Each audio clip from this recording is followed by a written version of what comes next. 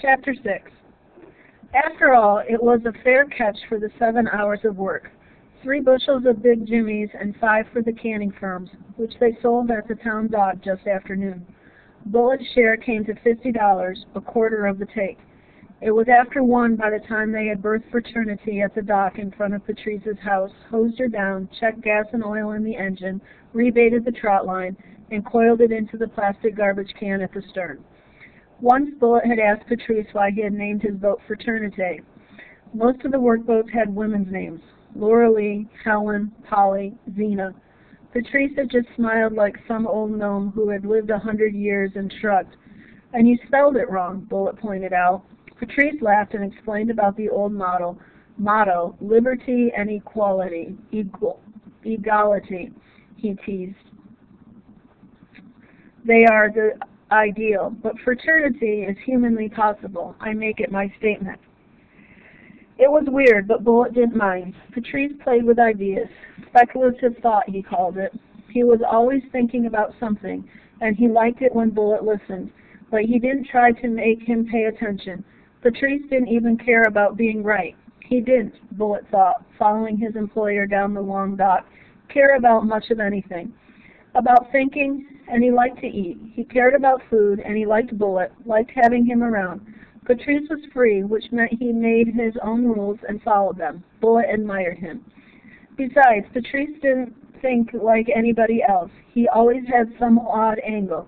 Once, a few years ago, it was right after Liza left, that was when it was, Bullitt had been working away, doing something, and brought down a stack of baskets so hard half of them were smashed. He felt better for a few minutes, less burned up. Then he wondered if Patrice had seen and turned around to catch the anxious eyes looking at him. "Go ahead, fire me. You'll never get anyone who can work as hard as I can," Bullitt had thought, bracing himself. But Patrice wasn't angry. He wasn't frightened either, or threatened. "You are so angry, my friend," he had said. "So what?" Bullitt demanded. "What makes you so angry?" "None of your business," Bullitt had said. "Granted, but when someone like you is angry, I am interested in what causes it." "I'm angry most of the time," Bullitt told Patrice. "Yes? Why?" "People, the way they act, things, the way they are." Patrice nodded his head once, an sound, and turned back to the motor. "I'll fix the baskets," Bullitt told him. "Do you know how?" "No, but I can figure it out." "I'll show you, later. Now we have work to do." "You're a real slave driver, Patrice," Bullitt had said. His employer laughed out loud. "Me? I think not. I can't be. If I am, you're the worst slave in history of man's injustice to man." Bullitt had grinned and turned to picking up the splintered mess he had made, and he had fixed the baskets too. Patrice had shown him how, then had left him to do it. While Patrice made lunch, Bullitt took a long hot shower. They didn't have a shower at home, only a big old tub with claw feet. When he emerged from the bathroom attached to the back of the one-room house, he wandered around the little yard while Patrice washed up. Patrice had no grass, no garden, and only one little pine growing in the clayey soil. A low picket fence surrounded the plot of land that he rented, its white paint bright and clean. The yard was crammed with outboards and dinghies, each at some different stage of repair. Patrice bought or salvaged these boats and motors, fixed them up, and sold them at profit. That day he had 3 boats, the longest 14 feet, lying upside down in a row on top of logs. Several motors from 3 to 20 horsepower lay around. Some of them had the casings off and the parts spread out. Spark plugs, pull cords, propeller blades. It looked messy, but was, Bullitt knew, kept neatly as the cabinets inside where Patrice stored his paints and tools and spare parts. They ate inside, at the card table. Patrice had made a thick potato soup, which he served with sandwiches made out of the rolls, split and stuffed with meat he had chopped and mixed together with boiled eggs, olives, and green peppers. They ate without speaking until they were full. Patrice poured himself fresh coffee. Bullitt refilled his glass from the tap. Patrice lit a thin cigar. "All the same, we will be oystering soon. I should take down the tongs this week." Bullitt looked up to where Patrice kept his oyster tongs hung on the wall. Their 12-foot handles and thick, stubby rakes looked as heavy as he knew they were. The metal of the teeth glowed with the careful cleaning Patrice and he had given them at the end of last winter's season. "Okay," he said. "Such enthusiasm," Patrice said. Bullet changed the subject. "You got a new boat." "I found her washed up in the marshes. She looks salvageable." Bullet snorted. "It looks to me like you'll be replacing more than half the thing." "So? Did you also notice she is not so broad as most 14-footers? She would have been a fast little boat." Bullet just shook his head. Patrice always salvaged and rebuilt. He threw nothing away. He worked with metal and wood, soldering, sawing, refitting. "What else is there for a man to do in the evenings?" he asked. He didn't expect an answer. Evenings, Bullet's father read books, silent at his desk, alone in the living room with the door closed. His mother baked, preserved, knitted, sewed, cleaned. Bullet stayed away. Most evenings of the year he ran. In winter he withdrew upstairs right after dinner up to the second floor he now had entirely to himself. The other two bedrooms were empty except for furniture. The first thing his mother did after Johnny left, after Liza left, was to take their stuff up to the attic. Winter evenings, when it was too cold to run, Bullet went up to his room and did nothing. He could have done homework during the winter, but he never did it any other time and couldn't think of any reason to make an exception for winter. Johnny, he remembered, would be in the kitchen building something or looking at library books with plans or doing his homework or reading. Liza might help their mother or sing at the piano if the old man wasn't around. Sometimes she would play checkers with Bullet. She always lost. Even at Parcheesi she always lost, and Johnny always won. While he was years older, bigger, smarter, faster. He could always make Bullet do what he told him. He wouldn't mind taking Johnny on now, Bullet thought. I could hold my own and maybe then some. He bit into another of Patrice's sandwiches, almost wishing Johnny was still around to show. But that was all before. Anyway, before Johnny started locking horns with the old man. As Johnny got older, it was like that, like two bulls in one yard. Dinners, years after years, night piled upon night, and the old man always got the last word, except about college, and then it was their mother who tipped the scales. "There's nothing you can't learn here," their father kept telling Johnny. "While you learn how to work the farm, that'll keep you in food." "You just don't know," Johnny had answered. "You don't even know how much you don't know, even about farming." The old man chewed on that for a while everybody sat quiet. Children always think they know better. They never do. "You'll be staying here, and if you've got the character, you'll study," he finally said. "You haven't got any say in it, not anymore," Johnny told him. "I've got a scholarship. I don't need anything from you." "I don't see you putting your own food on your own plate," the old man said. "You know what I mean," Johnny muttered. "I know how unrealistic you are," the old man said. "I'm going," Johnny said, stubborn. "College is a luxury, and we can't afford luxuries," the old man told him. "I'm going," Johnny said. Finally, Bullet's mother broke in. "Then go, and let's have this question settled, unless you settle to stay." Johnny looked at her. "You want me to go, don't you?" Her mouth moved, but no words came out. Liza's fat tears spilled out of her eyes, but she didn't say anything. Bullet knew his mother didn't want Johnny to go, not the way the two of them were using that word to mean go away and stay away. "Yes," she finally said, "go." Bullet opened his mouth to stop Johnny, who was scraping his chair away from the table, but she said, "You, boy, keep your mouth closed." Johnny looked at her again, at that, but he didn't know what she meant, and he supposed to be so smart. Even Liza knew what she meant, and the old man sat smug and smiling tight at the end of the table.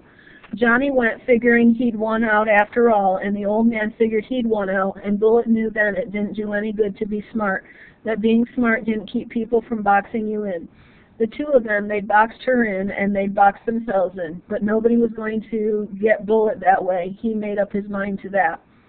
"But Pop," he remembered Liza starting to say. Bullet kicked her hard in the shin, and she looked at him then and shut up, which was what he wanted her to do. He thought, finishing the sandwich, finishing up his bowl of soup, his belly full now, that if he'd been Liza, he'd have kicked him back. But Liza didn't. Maybe she knew how useless it was anyway. He could never tell what Liza knew anyway. That night she had just got up to clear the table and help with the dishes, which was what Bullet did now too. He took the plates and bowls and piled them by the sink. Patrice finished his coffee, then holding the cigar between his teeth offered, "Let me show you what I'll do with her." Then they went back outside and looked at the 14-footer. It had once been painted, but the coats had worn down to a dusting of colorlessness over the weathered boards. It looked as gray as a duck. Gaping holes had been smashed through its floorboards. Patrice put his hand on the curiously rounded keel. "This is called Carvel planking," he told Bullitt, his palm following the curved line of wood back to the curved transom. The planks on the sides, except for a couple of places, looked okay, but the gun walls were smashed down, sprung loose at the ribs of the boat, had twisted with whatever strain it had been subjected to. The transom was useless, split down its center. "Even you can't do much with this," Bullitt said. Patrice leaned forward to pull one of the floorboards up. "I will enjoy trying. See how they are grooved to fit? Beautiful. It must have been rough weather to damage something this well made." "You think maybe it floated up from the ocean?" "No, the ocean would have broken up even this boat. The ribs are sound, and the sides. I'll replank the bottom. I've never attempted such work." And Patrice was off, talking about the steps of it, cutting the length to match, cutting the board to square, then planing it down to the right curve to run from stern to bow. Bullitt listened with half an ear. He wasn't interested. Patrice just liked talking. He didn't mind that, and Patrice didn't mind if he listened or not. "I'll need to find some oak," Patrice concluded.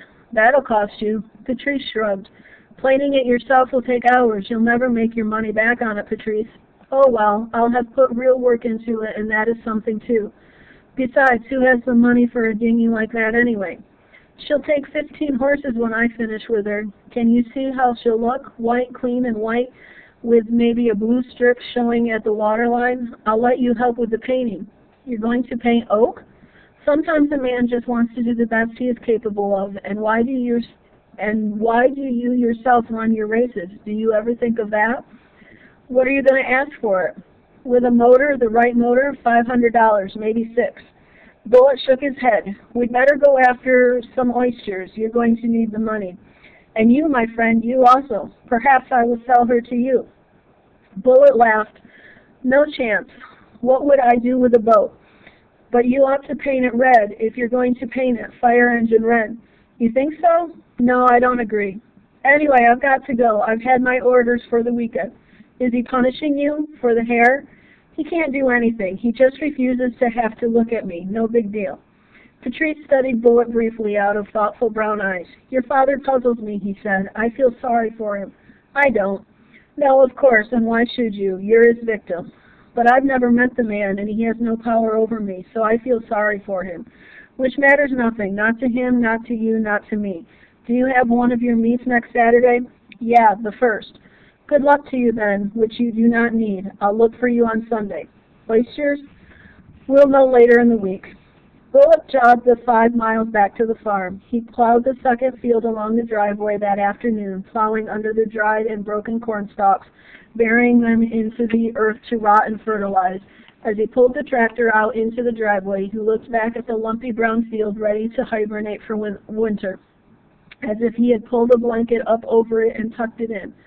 "Fed it too," he thought to himself, turning the tractor into an empty barn. He shoved the sagging barn doors closed behind him and went into the kitchen.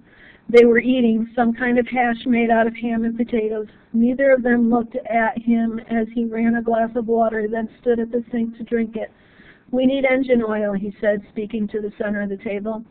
Nobody said anything for a while. They just ate away. Bullitt turned to put his glass down. "You might start a shopping list, Abigail," his father's voice said. "I may be going to town at the end of the week." Bullitt felt his hand tighten around the glass. He could break it, and easily, crushing it, letting the splinters pierce his hand. He put the glass down carefully and looked out the window over the sink toward the vegetable garden and the marsh grasses beyond. What the old man was doing was forcing her to sail into town for groceries. The old man didn't like messing with bags of groceries, or something. There wasn't anything much left to eat, not even canned soup. Bullitt was going to have oatmeal without milk for the 3rd night in a row. Oatmeal they had in abundance, and she'd do it too, because she never just told the old man there wasn't anything to eat, or gave him oatmeal. "Those barn doors need rehanging," his father's voice said behind him. It was an order. "You don't think I can, do you, on my own?" hanging the doors, especially doors that big, and with the hinges rusting up and the wood behind the hinges rotten. That was at least a two-man job. They'd been getting worse and worse for a couple of years. Now they dug into the ground when he shoved them closed. If he hadn't been so pissed, Bullet could have laughed at how obvious the old man was. Bullet walked out of the kitchen, moving slowly down the path to the dock to run. Halfway there, Odie emerged from the golden grasses, wagging her tail to meet him. "Get away, you stupid mutt," he told her. She stood wagging her tail and watching him as he passed her by.